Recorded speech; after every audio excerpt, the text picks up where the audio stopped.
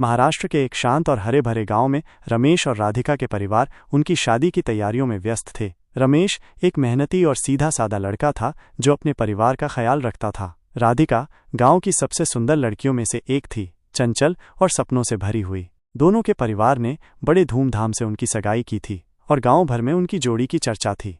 शादी की तारीख नज़दीक आ रही थी और दोनों के दिलों में प्यार और उत्साह हिलोरे मार रहा था। राधिका ने रमेश से कहा कि वो शादी से पहले उससे अकेले में मिलना चाहती है। रमेश खुशी से फूला नहीं समाया और तय किए गए दिन राधिका के घर पहुंचा।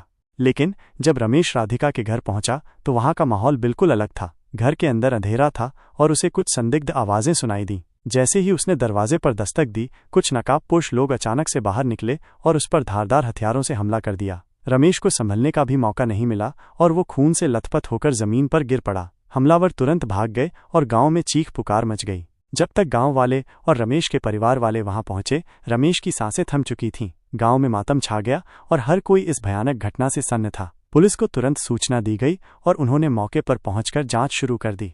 शुरुआती जांच में पुलिस को कोई खास सुराग नहीं मिला, लेकिन जैसे जैसे जांच आगे बढ़ी, पुलिस को राधिका के व्यवहार में कुछ अस्वाभाविकता नजर आई। वो रमेश की मौत पर ज्यादा दुखी नहीं दिख रही थी और उसके जवाब भी गोलमोल थे। पुलिस ने राधिका के कॉल रिकॉर्ड्स और सोशल मीडिया की जांच की, जिससे उन्हें चौंकाने वाली जानकारी मिली। राधिका का गांव के ही एक दूसरे लड़के विक्रम के साथ प्रेम संबंध था। दोनों पिछले कुछ महीनों से छुप छुप कर मिल रहे थे और शादी करना चाहते थे, लेकिन राधिका के परिवार ने उसकी शादी रमेश से तय कर दी थी, जिससे वो खुश नहीं थी।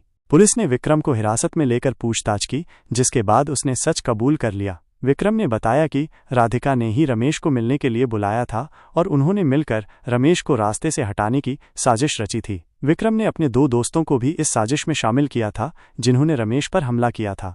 पुलिस ने राधिका और विक्रम के दोनों दोस्तों को भी गिरफ्तार कर लिया। अदालत में इस मामले की सुनवाई हुई, जहां सभी आरोपियों के खिलाफ पुख्ता सबूत पेश किए गए। अदालत ने राधिका और विक्रम को रमेश की हत्या की साजिश रचने और उसमें शामिल होने का दोषी पाया, जबकि विक्रम के दोनों दोस्तों को हत्या करने का दोषी ठहराया गया। अदालत ने सभी को उम्रकैद की सजा सुनाई। इस दुखद घटना ने पूरे गांव को हिलाकर रख दिया। रमेश के परिवार का रो रो कर बुरा हाल था और गांव वाले राधिका के धोखे और विश्वासघात पर हैरान थे। ये घटना प्यार, लालच और धोखे की एक कड़वी सच्चाई बनकर रह गई, जिसने एक हंसते खेलते परिवार को उजाड़ दिया और गांव वालों को ये याद दिलाया कि रिश्तों में ईमानदारी और वफादारी कितनी जरूरी है।